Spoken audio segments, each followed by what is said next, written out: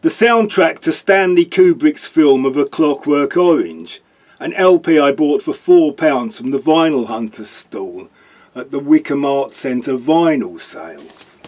This LP contains classical music pieces played by an orchestra and electronic versions of classical music pieces and original music. The electronic pieces were recorded by Wendy Carlos using synthesizers and vocoders for the choral sections.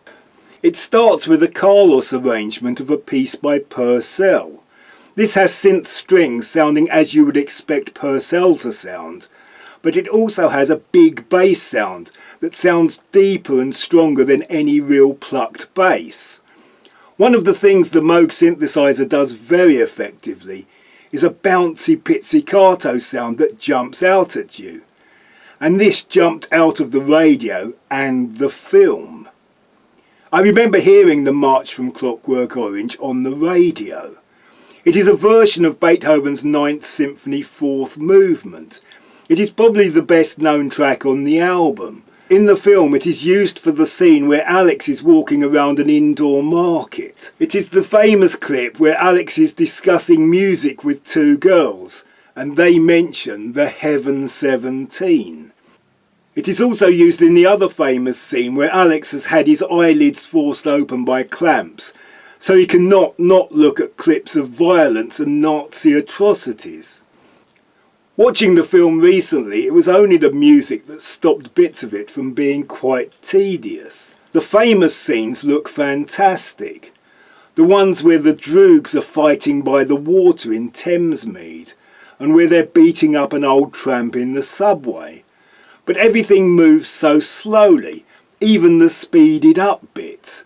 Every point is laboured and every scene seems to go on too long.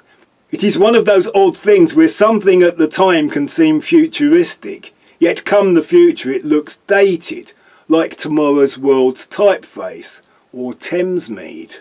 Kubrick pulled the film from circulation and I did not see it till it was finally shown on TV. The violent scenes are choreographed mostly to classical music. They were very controversial at the time.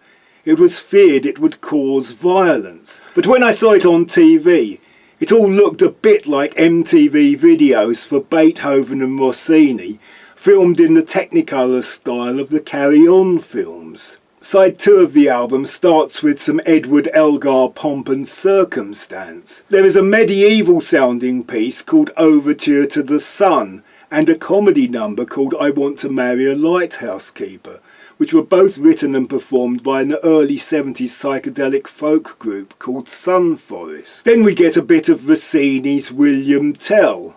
There is a Carlos composed track called Time Slip, which is in places a bit funky, in places a bit wild like some of Zappa's synclavier work on Jazz from Hell.